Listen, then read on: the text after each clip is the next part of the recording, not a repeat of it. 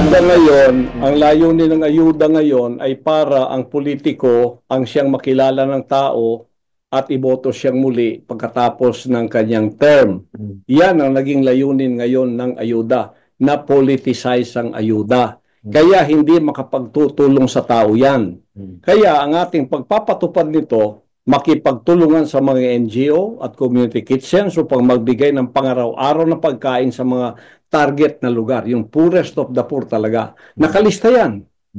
Susurvey tayo. Talagang hindi pupunta doon sa malakas kay kapitan, kamag-anak ni kapitan. Hindi na yon. Hindi na pwede yon. Kasi meron tayong oversight committee niyan.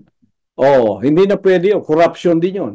Pagka ginanon mo yan, mananagot ka sa batas. Mananagot ka sa gobyerno. So, ikayatin ng mga lokal na komunidad na makilahok upang suportahan ang paghahanda at pamamahagi ng mga pagkain na ito. Magagawa natin yan. Kasi ang Pilipino, merong bayanihan ni spirit, merong volunteerism. Pagka may leader na nang-uuna nito, bakit masabi ko yan? Kasi ako leader ako . Yan ang ginagawa ko sa kingdom. Pagka merong umuna at ganito ang kanyang layunin, ang tao susunod.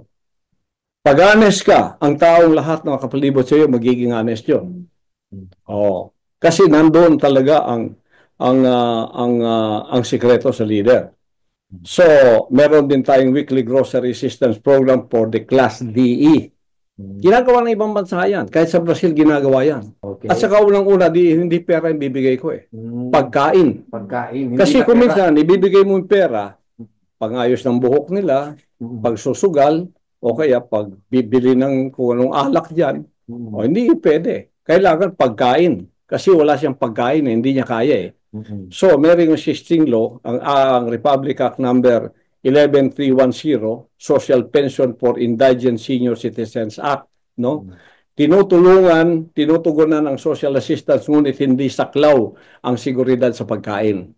Kahit yung mga senior citizen ngayon, nagrereklamo na rin kasi kinaltas na rin pati ang kanilang mga dapat matanggap, no? So, ang proposed amendments ko dito, palawakin ang saklaw ng social assistance program para isamang lingguhang pamamahagi ng grocery para sa mga pamilyang mababang kita o kaya walang kita.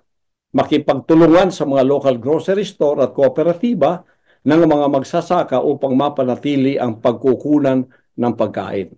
Pag may leader, attorney, yan lahat lilitaw. Kasi walang korupsyon . Ang talagang pakay mo layunin, makatulong ka .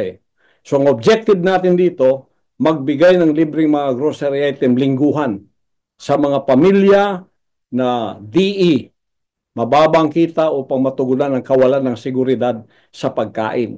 Hindi niya kaya ang pagkain, hindi niya kaya ang tubig, hindi niya kaya ang elektrisidad. Hindi dapat pabayaan ng gobyerno yun. Hindi natin ipagsawalang bahala yun. Pilipino rin yun. Ang daming pera ng gobyerno na dapat maitulong sa kanila. Imbes kinukurap ng mga taong ito, bilyon-bilyon ang pumupunta sa kanilang bulsa, may eliminate yan. Pupunta yun sa mga kinakailangan tulungan natin. So, ang implementation nito, makipagtulungan sa mga local grocery stores at kooperatiba ng mga magsasaka para sa pagkukunan ng pagkain. Maraming sobrang pagkain. Ang mga grocery stores, ang mga restaurant, o kung ano pa riyan, makipagpulong ako sa kanila, sa kanilang lugar, city ba yan, titipunin ko yung mga businessman dyan na mayroong mga restaurant, mayroong mga grocery store, mayroong mga bakery. At kukuha ako sa kanilang mga sobra-sobrang mga dapat itapon na pero pwede pang kainin ng tao. Makipagtulungan ako sa kanila. Pagkatapos, magpatupad ng distribution system sa pamamagitan ng local government units. Barangay ba upang masiguro na maabot ang tulong ng mga benepisyaryo. Nakalista yung mga benepisyaryo. Walang palakasan dito. Malakas to barangay captain. Kamag-anak ito ng barangay captain. Okay, barangay captain natin ibigay. Tapos, si barangay captain, inimbak na lang niya sa kwarto niya. Hindi niya dinistribute doon sa mga tao. Hindi pwede yon. May oversight dyan. Hindi pwede yung corruption na gano'n.